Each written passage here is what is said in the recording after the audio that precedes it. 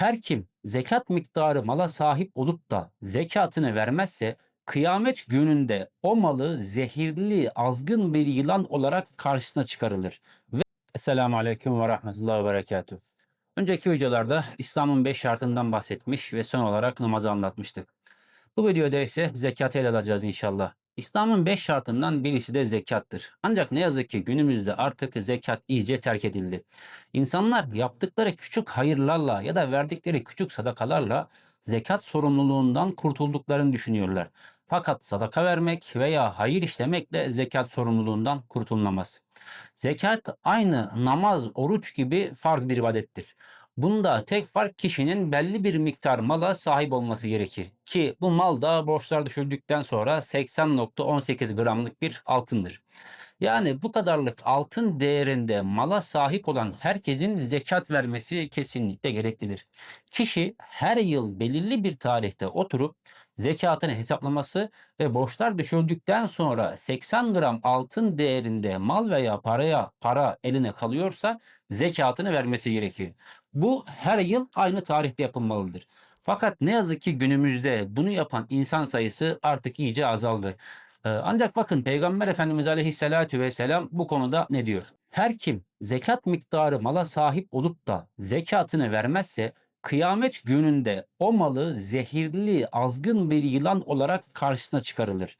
Ve bu azgın yılan mal sahibinin boynuna gerdanlık yapılır. Sonra bu yılan mal sahibinin çenesini iki tarafından yakalar ve o insana der ki ben senin dünyada çok sevdiğin, uğruna mücadeleler verdiğin malınım. Ben senin biriktirmiş olduğun servetin, hazinenim der. İşte bugün zevk ve sefa içerisinde bir hayat yaşayıp da mallarının zekatlarını vermeyen o insanlar var ya, çok sevdikleri o malları yarın ahirette bir yılan olarak onların boyunlarına dolanacak. Bakın Yüce Allah öyle bir güzel sistem kurmuş ki her mal sahibi düzenli olarak her yıl zekatını verecek olsa dünyada aç ve yoksul insan kalmaz. Yani toplumda bu kadar aç ve yoksul insanın olmasının en temel sebebi zengin insanların açgözlü olmasından ve mallarını fakirlerle paylaşmamasından kaynaklanmaktadır.